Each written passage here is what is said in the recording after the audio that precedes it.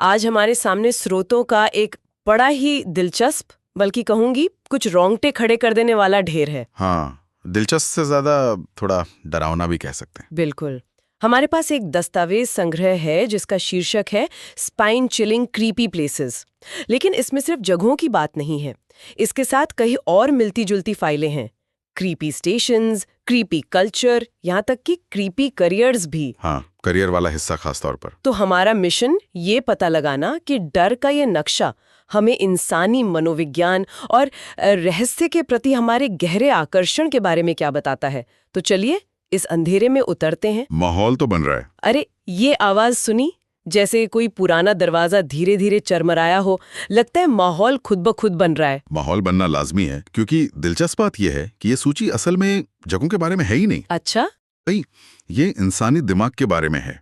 ये हमें दिखाती है कि डरावना होने का विचार कितना फैला हुआ है, प्रेतवादित इमारतों से लेकर हमारे रोज के काम तक, और धोखों तक भी। हाँ, और यहाँ तक कि उन धोखों तक जिन पर हम यकीन करना चाहते हैं।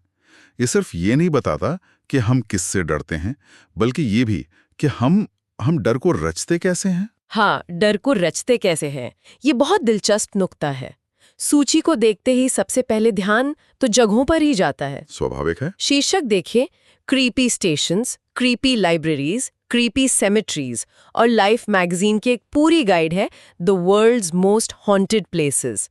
अब कब्रिस्तान का तो समझ आता है, मौत और यादें वहां सीधे तौर पर मौजूद हैं। बिल्कुल। लेकिन लाइब्रेरियां और स्टेशन, ये तो हमारी रोजमर्रा की जिंदगी का हिस्सा है।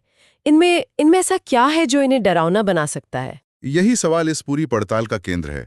हम आम जगहों को अलौकिक महत्व क्यों देते हैं? आपकी दिए गए स्रोतों में से एक क्रीपी सेमेट्रीज में एक बहुत ही सटीक पंक्ति है। क्या वो कहती है, कब्रिस्तान हमारे मृतकों के अंतिम विश्राम स्थल हैं। फिर भी कुछ लोग कसम खाते हैं कि कब्रिस्तानों में आराम करने वाले सभी लोग आराम नहीं कर रहे हैं। रोंगटे खड़े हो गए। हाँ, ये विचार तो सीधा है, लेकिन स्टेशन और लाइब्रेरी जैसी जगहें गुजरने की जगह हैं। इन्हें हम क्या कहते हैं, ट्रांजिशनल स्पेसेस कहते हैं। ट्रांजिशनल स्पेसेस मतलब ऐसी जगह जहां हम ज्यादा देर रुकते नहीं, बस गुजरते हैं। सही। जैसे एयरपोर्ट लाउंज या होटल के गलियारे। बिल्कुल। आप सोचिए, एक बड़े रेलवे स्टेशन पर 100 सालों में कितने करोड़ लोग आए और गए होंगे। कितनी उम्मीदें, कितने दिल टूटना, कितनी बेचैनी, कितने बिछड़ने के गम। लोग चले जाते हैं, लेकिन उनकी भावनाओं का एक अंश, एक ऊर्जा वहां की दीवारों में, वहां की हवा में रह जाती है। हाँ, यही चीजें इन जगहों को भूतिया कहानियों के लिए एक उपजाऊ जमीन बनाती हैं। ये उस जगह की वास्तुकला से ज्यादा वहां के अदृश्य भावनात्मक इतिहास के बारे में है। ये दिलचस्प है, क्योंकि मेरे लिए स्टेशनों का डर भीड़ से नहीं, बल्कि उनके खाली होने से आता है। अच्छा। हाँ, रात के 2 बजे एक सुनसान प्लेटफॉर्म पर रुकना, जहां बस ठंडी हवा और दूर से आती किसी ट्रेन की हल्की सी गूंज हो। वो खामोशी भीड़ के शोर से ज्यादा डरावनी लगती है। आपने बिल्कुल सही नस पकड़ी है। क्या ये भी उसी भावनात्मक अवशेष का हिस्सा है? हाँ, ये अवशिष्ट प्रेतवादित या रेजिडुअल हॉन्टिंग के विचार से जुड़ता है, जहां माना जाता है कि तीव्र भावनाएं या दर्दनाक घटनाएं किसी जगह पर एक ऊर्जावान छाप छोड़ सकती हैं, जो बार बार एक लूप की तरह प्ले होती रहती है। एक लूप की तरह? रात के 2 बजे की खामोशी असल में खामोशी नहीं है, वो उन लाखों लोगों के इंतजार, उनकी बेचैनी का ठहरा हुआ शोर है। लाइफ मैगजीन वाली गाइड में पेरिस के कैटाकॉम्स का जिक्र है, जहां लाखों इंसानी हड्डियां दीवारों में चुनी हुई हैं। वहां का डर सिर्फ हड्डियों से नहीं, बल्कि इस एहसास से है कि आप लाखों अनकही कहानियों के बीच खड़े हैं। हाँ। तो मतलब एक लाइब्रेरी में हजारों किताबें हैं, हर किताब में एक लेखक की आत्मा का टुकड़ा, एक दुनिया। हाँ। लोग वहां घंटों खामोशी में पढ़ते हैं, सोचते हैं, महसूस करते हैं। ये खामोशी ही अपने आप में बहुत कुछ समेटे हुए हैं। सही। तो डर असल में भूत का नहीं, बल्कि पीछे छूट गई इंसानी भावनाओं की गूंज का है। बिल्कुल। अगर ऐसा है तो ये सिर्फ पुरानी इमारतों तक सीमित नहीं हो सकता। ये तो हमारी जिंदगी के हर हिस्से में होगा, हमारे काम में भी। क्या क्रीपी करियर्स वाली फाइल इसी बारे में बात करती है? हाँ, और ये शायद इस संग्रह का सबसे परेशान करने वाला हिस्सा है। क्यों? क्योंकि ये डर को अलौकिक दुनिया से निकालकर हमारे ऑफिस और वर्क प्लेस में ले आता है। जब हम डरावने पेशे सोचते हैं, तो दिमाग में मुर्दाघर का कर्मचारी या कब्रिस्तान का चौकीदार आता है। हाँ, यही आता है। लेकिन स्रोत कुछ और भी गहरे उदाहरण देता है। जैसे कि? जैसे वो लोग जो किसी अपराध या आत्महत्या के बाद उस जगह की सफाई करते हैं।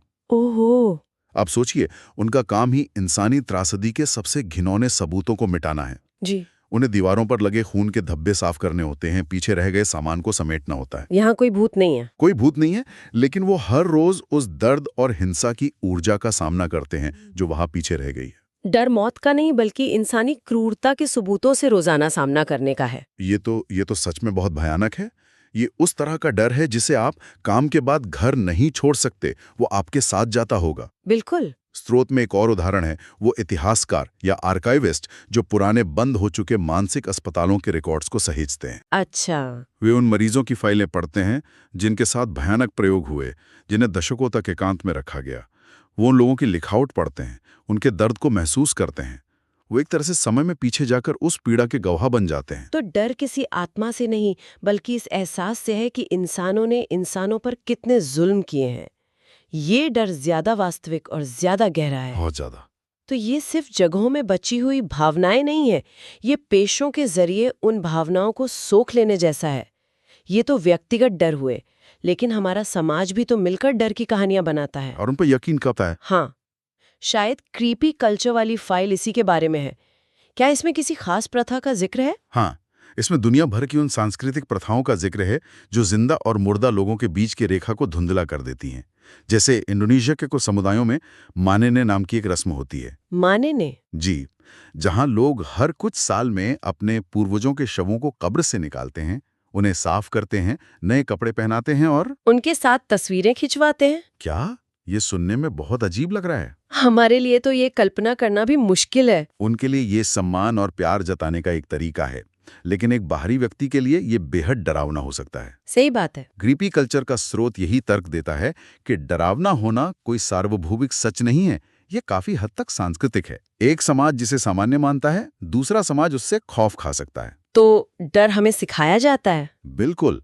हमारी कहानियां, हमारी रस्में, हमारे अंधविश्वास, ये सब मिलकर हमारा भूतिया शब्दकोश तैयार करते हैं। और शायद धोखेबाज लोग हमारे इसी सिखाए हुए डर और विश्वास करने की इच्छा का फायदा उठाते हैं। हाँ, इससे हम सीधे बिजार क्रीपी होक्सेस यानी अजीब डरावने धोखे वाली फाइल पर आते हैं। बताइए इसके बारे में। और ये हमें डर के एक दूसरे और शायद ज्यादा गहरे पहलू पर लाता है, इंसानी बर्ताव और धोखा। इंसानी बर्ताव। अलौकिक चीजों का डर एक बात है, लेकिन इंसानों से मिला धोखा ज्यादा परेशान करने वाला हो सकता है। आपके स्रोत में 1842 के एक बहुत मशहूर धोखे का जिक्र है। शोमैन पीटी बानम ने फिजी मर्मेड को प्रदर्शित किया। Fiji mermaid? मैंने इसके बारे में पढ़ा है। ये तो पूरी तरह से नकली थी, है ना? हाँ, किसी बंदर के ऊपरी धड़ को एक बड़ी मछली की पूंछ से बड़ी सफाई से सिल दिया गया था। हाँ, पूरी तरह से नकली। और आज हमें ये सुनकर हंसी आ सकती है, लेकिन स्रोत बताता है कि हजारों पढ़े लिखे लोग उसे देखने के लिए घंटों लाइन में लगे रहे। सच में? हाँ, ये विश्वास करते हुए कि वे कुछ अद्भुत और असली देख रहे हैं। मतलब किसी ने सच में एक बंदर को मछली से सिल दिया और लोगों ने मान भी लिया। लेकिन क्यों? उस समय लोगों ने इस पर यकीन क्यों किया? क्योंकि हम रहस्य पर विश्वास करना चाहते हैं। हम चाहते हैं कि दुनिया हमारी कल्पना से ज्यादा अजीब और जादुई हो। अच्छा। बर्नम इस इंसानी कमजोरी को समझता था। वो जानता था कि लोग सच नहीं, एक अच्छी कहानी खरीदते हैं। और यहीं पर एक बहुत जरूरी सवाल खड़ा होता है। क्या? क्या ज्यादा डरावना है किसी कब्रिस्तान में एक धुंधला साया दिखना, या हजारों लोगों की आसानी से धोखा खा जाने की क्षमता? ये सोचने वाली बात है। तो असल में डरावनी चीज वो नकली जलपरी नहीं, बल्कि वो हजारों लोगों की भीड़ है जो धोखा खाने के लिए तैयार खड़ी थी। बिल्कुल। सबसे बड़ा डर अलौकिक नहीं बल्कि इंसानी है। हम भूतों से शायद इसलिए भी डरते हैं क्योंकि वे हमें धोखा दे सकते हैं, हमारी समझ से खेल सकते हैं। सही। और जब इंसान ही ऐसा करने लगे तो डर और भी वास्तविक हो जाता है। बिल्कुल। ये दिखाता है कि हमारा डर सिर्फ अनदेखी चीजों से नहीं, बल्कि इंसानी फितरत की गहराइयों से, उसकी धोखा देने और धोखा खाने की क्षमता से भी जुड़ा है। फिजी मरमेड का धोखा इस बात का सबूत है कि सबसे बड़ा राक्षस बाहर अंधेरे में नहीं, बल्कि हमारे अपने दिमाग के अंदर बैठा हो सकता है, जो हमें कुछ भी यकीन करने पर मजबूर कर सकता है। हाँ। तो इन सब का क्या मतलब निकलता है? ये सूची, स्पाइन चिलिंग क्रीपी प्लेसेस और इसके साथ की दूसरी फाइलें, ये सिर्फ डरावनी शीर्षकों का एक संग्रह नहीं है। नहीं, ये उससे कहीं ज्यादा है। ये हमारे सामूहिक डर का एक प्रतिबिंब है। ये एक आईना है जो हमें दिखाता है कि एक समाज के तौर पर हम किन जगहों से डरते हैं, हम किन पेशों से असहज होते हैं, और सबसे जरूरी बात, कैसे हम खुद ही डर पैदा करने वाली कहानियां और धोखे बनाते हैं। अगर हम इसे बड़ी तस्वीर से जोड़कर देखें तो डरावनी चीजों के प्रति हमारा ये आकर्षण असल में दुनिया की सीमाओं को टटोलने का एक तरीका है। सीमाओं को टटोलना? हाँ, ये इंसान की सहज जिज्ञासा का हिस्सा है। हम जानना चाहते हैं कि तर्क और विज्ञान की सीमा कहाँ खत्म होती है और अज्ञात कहाँ से शुरू होता है। चाहे वो प्रेतवादित जगहें हों, अजीबोगरीब पेशे हों या अविश्वसनीय धोखे, हम हमेशा उस रेखा को छूना चाहते हैं जो ज्ञात को अज्ञात से अलग करती है। ये एक सुरक्षित रोमांच है, जैसे रोलर कोस्टर पर बैठना। अच्छा उदाहरण है। आप तेजी से नीचे गिरने का खौफ महसूस करते हैं, लेकिन आप जानते हैं कि आप एक सीट बेल्ट से बंधे हैं और सुरक्षित हैं। शायद डरावनी कहानियां सुनना या ऐसी जगहों के बारे में पढ़ना भी वैसा ही है। हाँ, बिल्कुल। हम मौत और अनिश्चितता के करीब जाते हैं, लेकिन अपनी आरामदायक कुर्सी पर बैठे बैठे। बिल्कुल। और ये हमें हमारे अपने अस्तित्व के बारे में सोचने पर मजबूर करता है। जब हम किसी भूतहा जगह के बारे में सुनते हैं तो हम असल में जीवन, मृत्यु और उसके बाद की संभावनाओं के बारे में सोच रहे होते हैं। तो ये एक दार्शनिक व्यायाम बन जाता है। हाँ, जिसे हम डर के पर्दे के पीछे करते हैं। हम अपनी नश्वरता का सामना करते हैं, वो भी बिना सच में मरे हुए।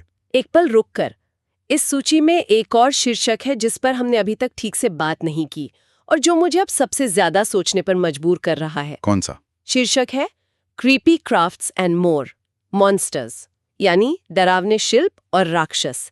ये अपने पीछे एक बहुत ही दिलचस्प सवाल छोड़ जाता है। हाँ, ये विरोधाभास इस पूरी चर्चा के केंद्र में है। अगर हम इन सब चीजों से इतना ही डरते हैं, भूताहा स्टेशनों से, कब्रिस्तानों की कहानियों से, इंसानी धोखों से, तो हम खुद क्राफ्ट और कहानियों के जरिए राक्षस और डरावनी चीजें बनाते क्यों हैं? हम हैलोवीन पर अपने घरों को क्यों सजाते हैं?